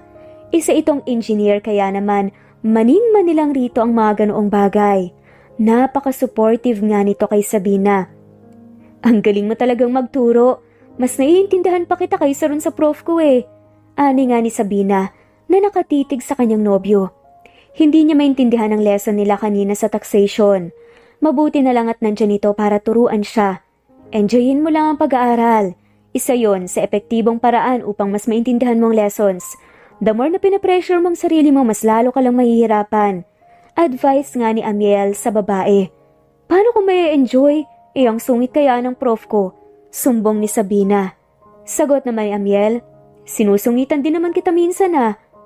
Pero nilalambing mo naman ako pagkatapos with kisses and cravings. Ay yung prof ko, hindi naman nanlalambing eh. Umiling si Amiel sabay sabing, at hindi pwede. Ako lang ang pwedeng gumawa nun sa'yo. Hindi ang prof mo, hindi si Kuya Aldrin. Hindi ang kahit sino. Si Amiel Salvedo lang ang pwede na intindihan mo. Ikinulong nito sa mga palad ang mukha ng binata at pinataka nito ng halik sa labi. Oo na po, I love you. Paglalambing ni Sabina. Pumikit sa Sabina nang ilapit ng nobyo ang mukha sa kanya. Ilang saglit pa at naramdaman na nga lamang niya ang labi nitong marahang humahagod sa kanya. I love you. Habol hiningang sambit ng binata. Paulit-ulit niyang sinabi yon kasabay ng pagpuno nito ng halik sa mukha ng dalaga. Hanggang ngayon ba nagsiselos ka pa rin sa kapatid mo? Tanong ni Sabina. Of course not. Defensive na sagot ni Amiel. Talaga po ba? Tila nanunuksong tanong ni Sabina. Nakasimangot na tumayo si Amiel at naglakad papunta sa kanilang kama. Bahala ka dyan. Suyuin mo ko. Maktol nga ni Amiel bago nagtalokbong kunwari ng kumot na parang nagtatampo talaga. Natawa na nga lamang si Sabina. Sa inasta ng kanyang nobyo, mas matanda ng 4 na taon, ang 28 years old na licensed civil engineer na ito, pero kung minsan ay mas bata pa ito kung umasta kaysa sa kanya. Iniwan ni Sabina ang ginagawa at nilapitan ng nobyong parang batang nagtatampo upang suyuin. Tinabihan nito ito at niyakap. Sabi nga ni Sabina, I love you. Pulong niya sa lalaking nakahiga, patagilid. Pumihit ito paharap sa kanya at parang bata na lumabi. Hindi naman pwedeng I love you lang. Dapat may kiss din. Ginawa ng dalagang ginawa ng lalaki sa kanyang pagpupog ng halik sa mukha. Hindi nito yon tinigilan hanggang sa ngumiti nga ang nobyo. I love you. Masuyong sabi na nga ni Amiel. Mahal din kita. Sagot muli ni Sabina. Nagkulitan lang sila nang nagkulitan sa higaan hanggang sa pareho na nga silang hinatak ng antok. Nakatulog si Sabina nang mahimbing dahil yakap-yakap siya ni Amiel, ang lalaking pinakaiinisan niya noon at mortal enemy niya na hindi niya inakalang mamahalin pala siya ng ganito. Sa kabilang banda, lumipas ng mabilis ang panahon. Graduate na tayo! Nagtatatalon sa tuwa ang tatlo, sina Gina, Chichi at Sabina. Masaya sila na sa wakas pagkatapos ng 4 na taong paghihirap sa kolehiyo ay nakamit na nga rin nila sa wakas ang diplomang ilang taong inasam at pinaghirapan. Malaki ang pasasalamat nila sa mag-asawang Salvedo sa pagbibigay sa kanila ng scholarship. Sobrang bait nila. Oh, nandyan na pala ang mag-ama mo, sabi naman ni Chichi. Nilingon ni Sabina ang itinuro ni Chichi. Nakita niya ang mag-ama niyang malapalapit sa direksyon nila.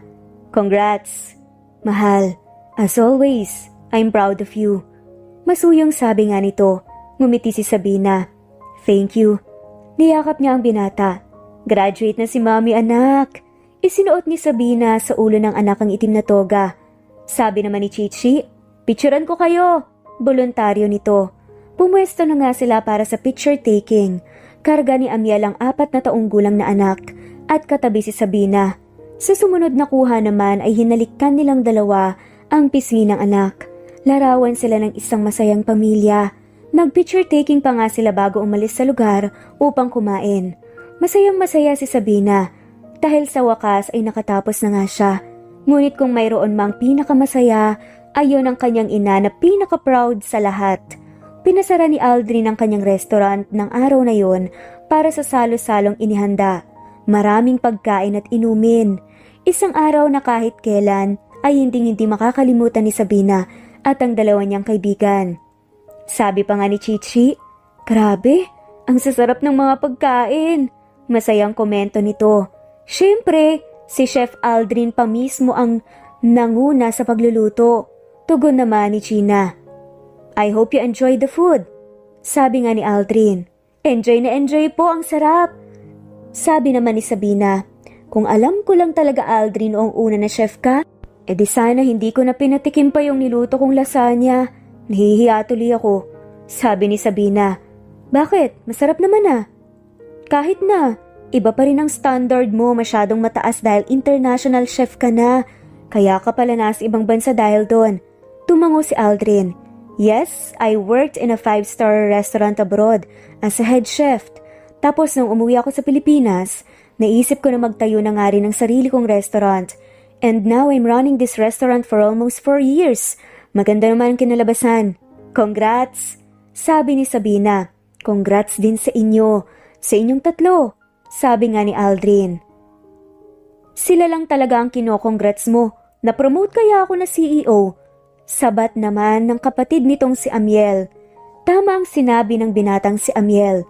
Noong nakaraang linggo lang ay ipinasa na nga sa kanya ang pamamahala sa Salvedo Real Estate Corporation. Nung una ay hesitant pa nga si Mr. Salvedo na ipamana ang kumpanya sa anak dahil sa lifestyle nito at kung paano nga siya mamuhay. Puro gimmick, inom at babae. Masyado pa raw itong irresponsable upang humawak at mamahala ng isang malaking kumpanya. Mahirap sumugal dahil maraming manggagawa ang maapektuhan. Ngunit nang makilala nito, si Sabina ay nakita nila ang malaking pagbabago kay Amiel. Sa nakalipas na 5 taon, nasaksihan nila ang malaking pagbabago sa anak, hindi lamang sa ugali, kundi pati na rin sa pagtanaw sa buhay at pagtingin sa mga bagay-bagay.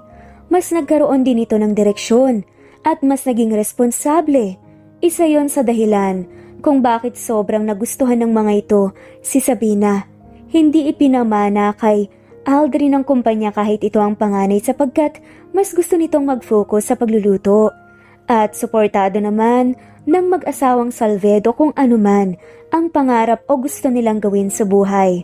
Wala sa puso ni Aldrin ang pagpapatayo ng gusali at mga establishmento. Successful naman ito sa path na pinili nito. Saka na kita babatiin kapag ikakasal ka na. Tila pangaasar naman ni Aldrin kay Amiel. Natigilan ang mga taong kasama nila sa lamesa. Napayuko na nga lamang si Sabina. Dahil sa pinaghalong kilig at hiya, sa 4 na taon ay niminsan hindi pa siya nito inalok ng kasal.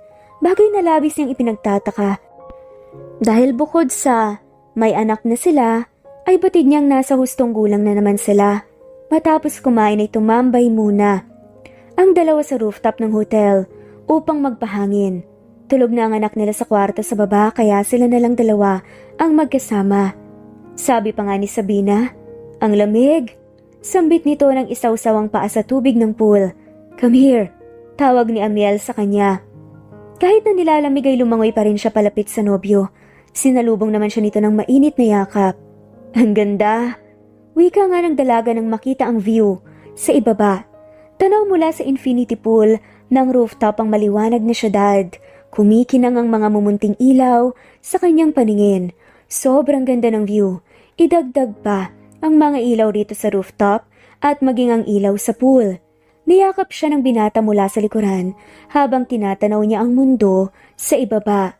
Naramdaman niya ang tungki ng ilong ng binata na humagod sa gilid ng leeg niya, pababa sa balikat. Nang biglang, "Will you marry me?" Masuyong bulong na tanong ni Amiel na labis na ikinagulat ni Sabina. Pumihit siya paharap sa nobyo at tuon nagtama ang mga mata nila. Amiel. Inilabas nga ni Amiel ang isang diamond ring na nagpaluha na nga sa kanya. Miss Sabina Sailin Rodriguez, will you be my partner for this lifetime? Sagot naman ni Sabina, akala ko hindi mo na ako pakakasalan eh. Naluluha niyang sambit. Ilang years na kasi tayo, tapos may anak na rin, pero ni minsan hindi mo ako inalok ng kasal. Sabi naman ni Amiel, pagkatapos ng haplusin ang pisngi niya, you don't know how hard it is for me to refrain myself from marrying you, Sabina. Gustong-gusto na kitang pakasalan. Sa totoo lang, pero pinigilan ko yung sarili ko dahil gusto kong gumraduate ka na. Ang apelyido pa rin ng nanay mong nakalagay sa diploma mo. Siya ang nagpakihirap sa'yo ng maraming taon kaya mas deserve mong gumraduate bilang anak niya at hindi bilang aking asawa. Tumango si Sabina. Kaya pala, naluha nga siya sa sinabi ng binata. Dagdag pa nga nito, at isa pa, alam kong marami ka pang gustong makamit gaya ng diploma mo, kaya talagang pinigilan ko ang sarili ko para suportahan ka na lang muna sa mga gusto mong gawin. Ngayon naiintindihan na nga ni Sabina kung bakit hindi na siya nito pinakasalan dahil napaka-selfless pala ng pagmamahal ni Amiel. Kahit nalaman nitong nagkaanak sila na Hindi niya kilala kung sino ang ama. Siya pa din ang umako dito. Sabi pa nga ni Amiel, pero ngayong nasa iyo na ang mga gusto mong makuha, pwede mo nang gamitin ang apelyido ko, pero hindi kita pipilitin. Hihintayin kita kung kailan ka talaga magiging handa, Sabina. Sabi nga nito, of course handa na ako. I want to be your Mrs. Salveda. So that means, oo, Engineer Zamaniel Salveda, pakakasalan kita. Nanginginig ang kamay nitong isinuot iyon sa nobyo. I love you. Wika nito bago hinalikan si Sabina na ngayon ay fiancé na niya. San ba kasi tayo pupunta? Tanong ni Sabina sa kanyang fiancé. Kagagaling lang nila sa designer para sa susuotin na kasal. Akala niya ay uuwi na nga sila pero umiba ng daan. Huminto ang sasakyan ni Amiel sa tapat ng malaking bahay. Bumaba ito para pagbuksan si Sabina. Sabi ni Sabina, hindi naman to ang bahay niyo ah. Alam ko, sagot ni Amiel. Yun naman pala, anong ginagawa natin dito? 'Di ba may appointment pa tayo? Lumingalinga ang babae sa paligid. Inuuwi kita. Inuuwi na kita. Pag-uulit ni Amiel. Napatingin si Sabina rito. Amiel, anong ibig mong sabihin? Sa bahay natin. Ipinakita nito ang mga susi at pinakalansing pa ngayon. You mean? Oo, Sabina. Atin na ang bahay na to, nag-aaral ka pa lang. Binubuo ko na ang proyektong to. It took us years to complete this project kasi special to. Talaga? Tuwang-tuwa nga niyang niyakap ang fiancé. Walang pagsidla ng kanyang saya. Lalo pa nang akitin siya ni Amiel na pumasok upang tignan ang loob. Malaki yun para sa kanilang tatlo at sobrang ganda ng pagkakagawa.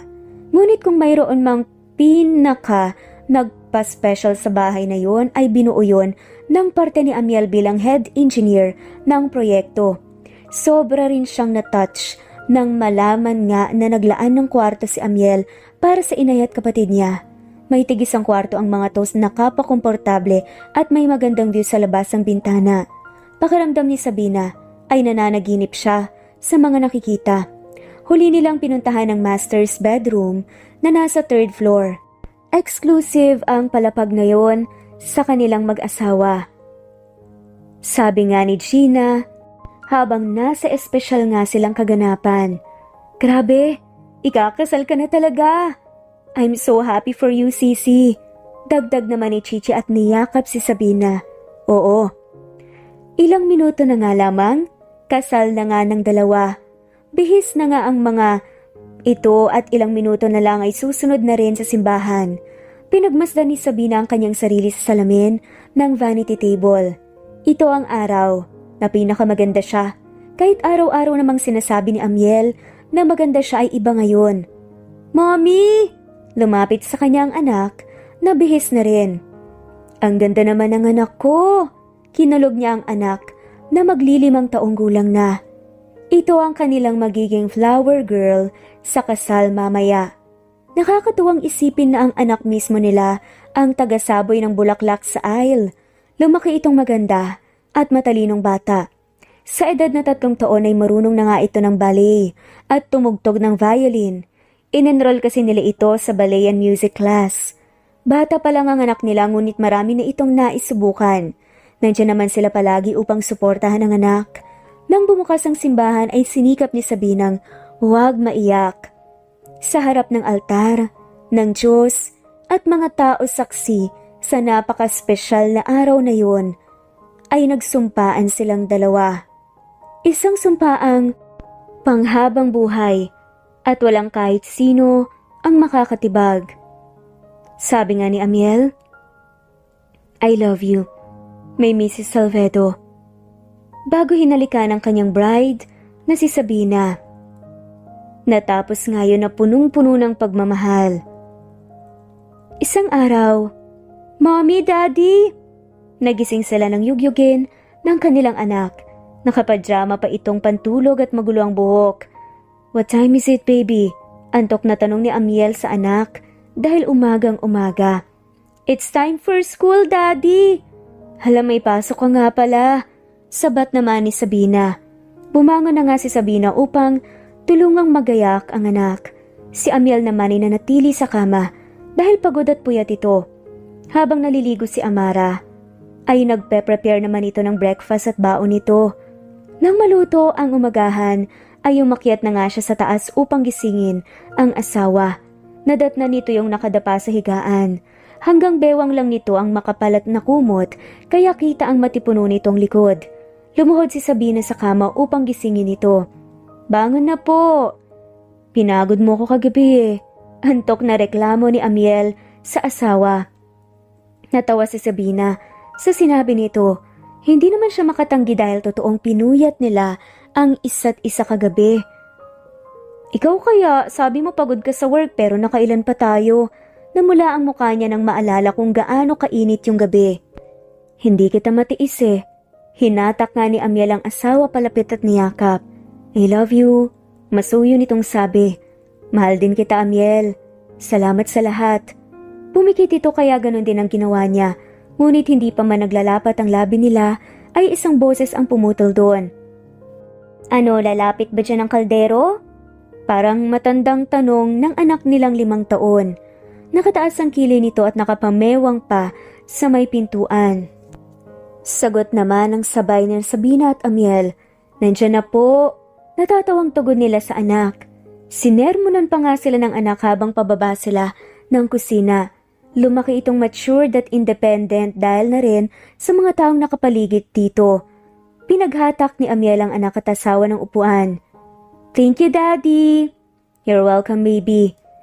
Silang tatlo lang ngayon dahil umuwi ang ina at kapatid ni Sabina sa probinsya. May aasikasuhin daw roon. Ayaw naman magpaiwan ng bunso nila dahil masyadong close sa ina. Matapos kumain ay naggayak na nga lang sila tapos inihatid na ang anak sa eskwela. Ngayon pa lang ito papasok sa eskwela pero marunong na itong magbasa ng Tagalog at Ingles. Nahiligan kasi nilang mag-ina ang mag-teacher-teacheran kapag wala silang ginagawa sa bahay. Sabi nga ni Sabina sa anak, "Galingan mo sa school." "Opo, Mami." "Kapag may umaway sa'yo, isumbong mo na sa teacher, wag kang papatol."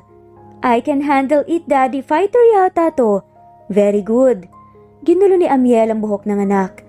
"Tapos kapag wala si teacher, ikaw na bahala sumipa." Dagdag nga nito. Pinhalo nga ni Sabina ang braso ng asawa. "Ikaw talaga, Amiel? Tinuturuan mo pa yung bata ng kalokohan." "No, I'm just teaching her to protect herself." Sabi naman ni Amara, "Police shouldn't be tolerated." Sang-ayon naman ang anak nila. "Oo na, pero anak, mag-iingat ka ha. Hanggat kayang umiwas sa gulo, gawin mo. Kapag hindi, basagin mo na ang muka." "O, ikaw pala eh. Biro lang."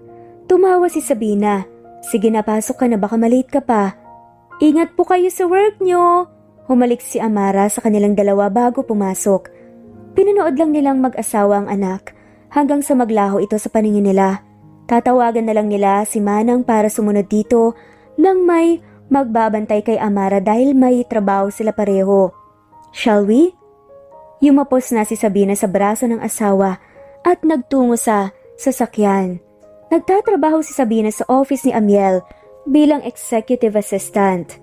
Mas gusto kasi ni Amiel na kasama ang misis, kaya ang nakastay ito sa cubicle nito sa opisina. Pumayag naman si Sabina dahil mas mabuti na yon. At least kahit pareho silang nagtatrabaho, naaalagaan at nakakasama pa rin nilang isa't isa. "Here's your coffee, Engineer Salvedo." Inilapag niya sa lamesa ni Amiel ang tasa ng kape. "Nagdala na rin po ako ng kape at asukal para kung kulang ang timpla, kayo na pong mag-adjust, okay? Kapag naman po lumamig, nandyan na rin ang termos. Kayo na lang po ang magtimpla ng naaayon sa panlasa." Natawa naman ng mahina si Amiel dahil sa tinura ng asawa. Naalala nila ang araw ng unang kulitan nila kung kailan pinahirapan ni Amiel ang asawa. "Talagang hindi mo nakalimutan yun ha? Parati mo pa rin akong pinaparinggan." Kumunot noo si Sabina. "Malamang, pinahirapan mo kaya ako ng sobra nun.